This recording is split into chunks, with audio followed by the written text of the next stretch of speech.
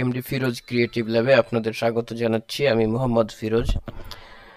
আজকে আমাদের পার্ট অনেকগুলো হয়ে গেছে। আজকে আমরা নবম পার্ট আলোচনা করব। এই নবম পার্টে আমরা দেখব কিভাবে ওয়ার্কিং উইথ টেবিলস অর্থাৎ টেবিলের মধ্যে কন্টেন্টগুলো কিভাবে বসাতে হয় এবং এই কন্টেন্টগুলোকে কিভাবে ফরম্যাট করতে হয় এই সম্পর্কিত কিছু কাজ আমরা আজকে দেখব। তো চলুন শুরু করে দেই আজকের কাজ। আজকের শিরোনাম হচ্ছে ওয়ার্কিং উইথ টেবিল কন্টেন্ট। এই টেবিল কন্টেন্ট নিয়ে আজকে কাজ করব। এখনো যারা আমার চ্যানেলটি সাবস্ক্রাইব করেননি দ্রুত সাবস্ক্রাইব করে ফেলবেন।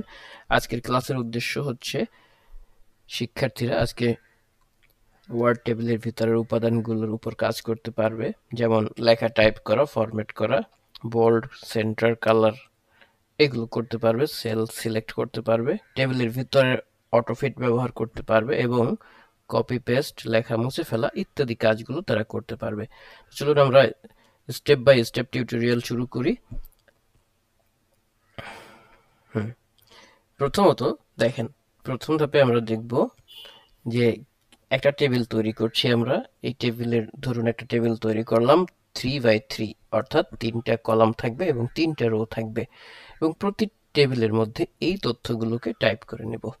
ওকে, তো চলুন কাজটা শুরু করে দিই। প্রতি টেবিলের মধ্যে আমরা এই তথ্যগুলো টাইপ করব। আমি আমাদের কাজের সুবিধার্থে টেবিলটা কপি করে এখানে নিয়ে আসলাম। ওকে,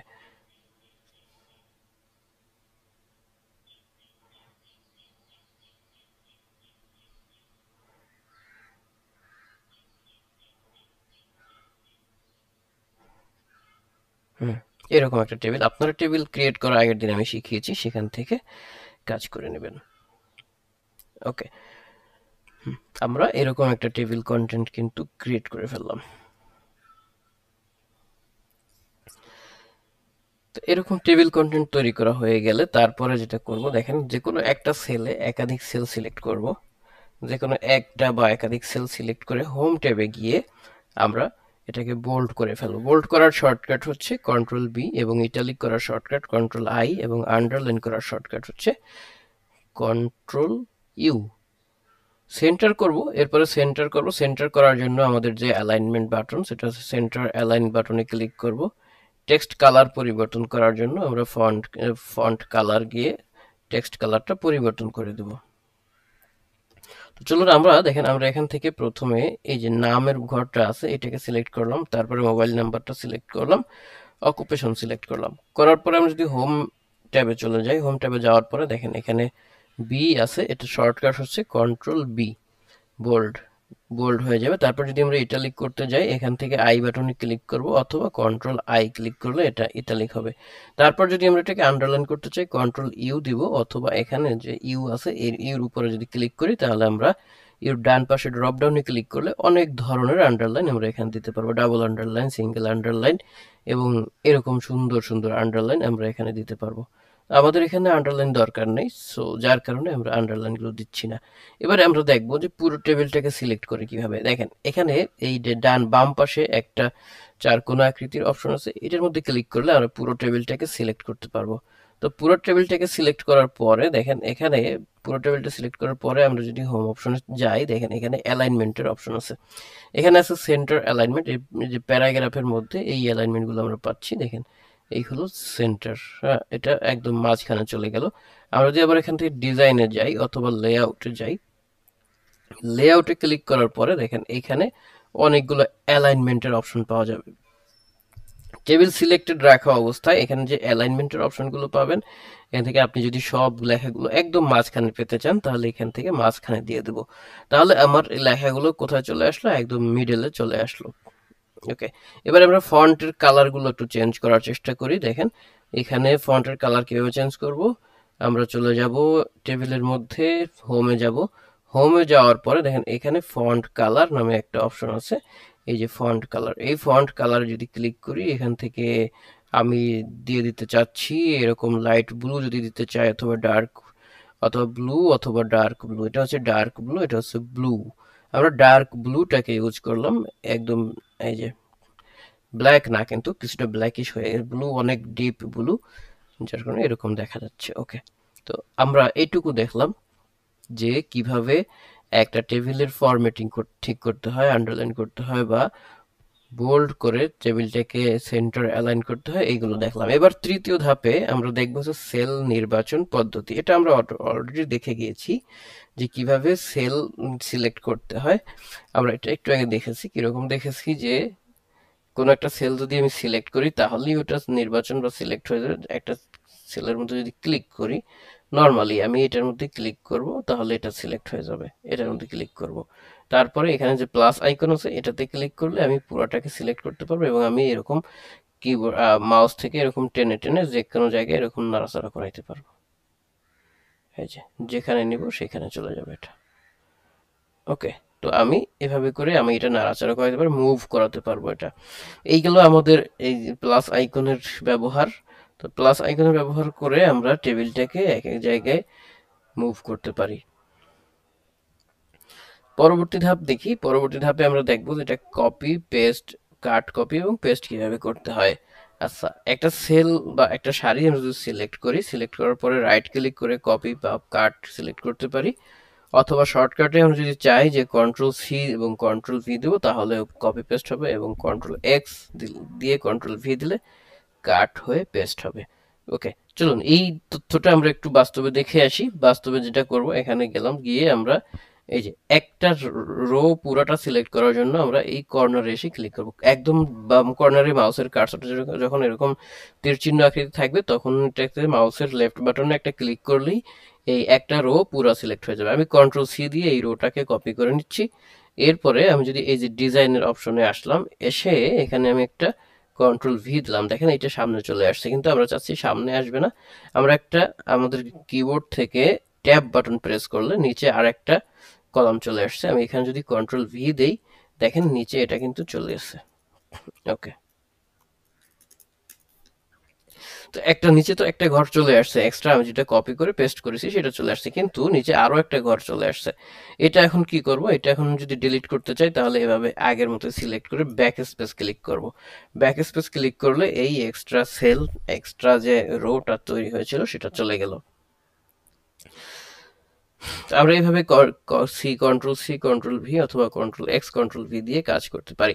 আচ্ছা, এবারে দেখি টেবিলের অটো ফিট কিভাবে ব্যবহার করব। অটো ফিট ব্যবহার করার একটা অপশন আছে, সেটা হলো টেবিলের ডান পাশে একটা টেবিলের রাইট বাটন ক্লিক করব। রাইট বাটন ক্লিক করে দেখবেন এখানে লেখা আছে অটো ফিট কন্টেন্ট।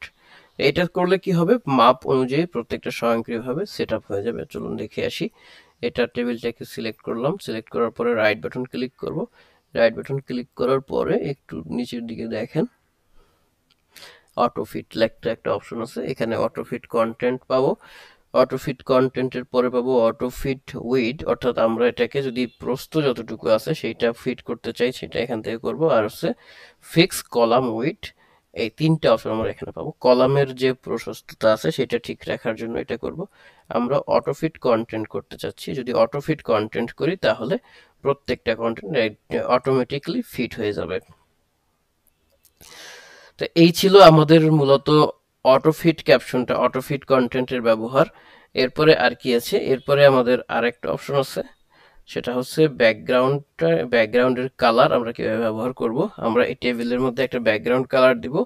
এটা কালারটাকে দেওয়ার জন্য, এই কালারটাকে দেওয়ার জন্য আমরা কিছু কাজ করব।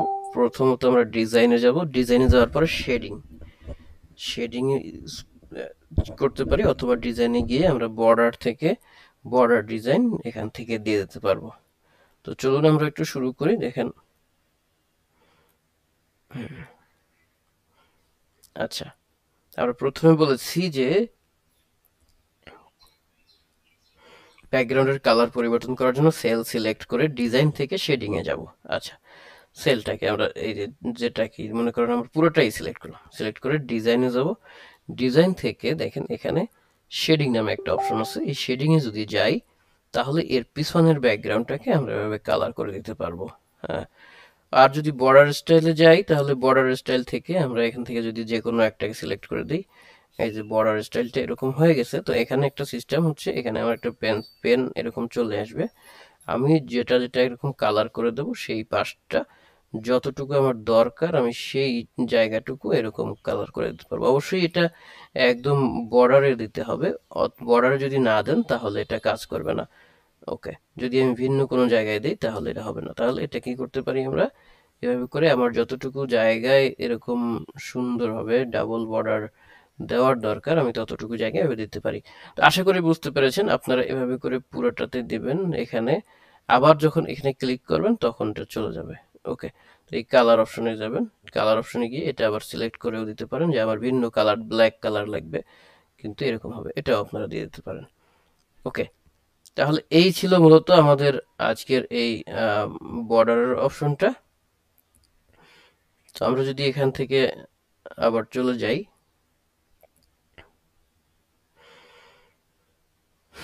ওকে, আবার যদি শেডিং এ ক্লিক করেন তাহলে আমাদের এই যে বর্ডারটা ছিল এটা মুছে গেল। ঠিক আছে, ওকে, তো এই ছিল আমাদের ব্যাকগ্রাউন্ড কিভাবে দিব এবং বর্ডার শ্যাডো কিভাবে কাজ করব সেটা নিয়ে কাজ। তারপরে দেখুন, তারপরে আমরা আজকের ক্লাসটা এখানে শেষ করে দিচ্ছি। আগামী ক্লাসে আমরা আরো নতুন নতুন একটা বিষয় নিয়ে আলোচনা করব। তাহলে আজকে আমরা একটা হোমওয়ার্ক দেব আপনাদের। এখানে 3টা সারি এবং 4টা কলাম তৈরি করবেন, যেখানে আপনি নিচের এই তথ্যগুলোকে টাইপ করবেন। তথ্যগুলো টাইপ করার পরে প্রত্যেকটা হেডার বোল্ড এবং সেন্টার অ্যালাইনমেন্ট করবেন, এবং প্রত্যেকটা সারির ব্যাকগ্রাউন্ডে আলাদা আলাদা রং দিবেন। আলাদা আলাদা রং দিয়ে ফোন নাম্বারে টেক্সটের কালারটা পরিবর্তন করবেন, টেবিলের বর্ডার স্টাইলটা পরিবর্তন করবেন। ওকে, তো এই কাজগুলো আপনারা আজকে করবেন এবং পাশাপাশি কয়েকটা সংক্ষিপ্ত প্রশ্নের উত্তর কমেন্টে লিখবেন। কিভাবে টেবিলের ভিতরে টেক্সট সেন্টার করা যায়, কিভাবে অটোফিট কিভাবে কি কাজে ব্যবহার করা হয়, এইটুকু 2টার উত্তর লিখবেন। আর হ্যাঁ, কমেন্টে যদি না বলতে পারেন অন্তত প্রশ্নবোধক চিহ্ন দিবেন, আমরা আপনাকে উত্তরটি সুন্দরভাবে বুঝিয়ে দেব। এই ভিডিওটি ভালো লাগলে অবশ্যই আপনার যা করণীয় করতে পারেন। আমরা পরবর্তী ভিডিও নিয়ে আসছি চেঞ্জিং দ্য টেবিল স্ট্রাকচার, আপনাদের মডিউলে এটা 3.2.c তে পাবেন। তো এতক্ষণ আমাদের সঙ্গে থাকার জন্য ধন্যবাদ। ভালো থাকবেন সবাই, আসসালামু আলাইকুম।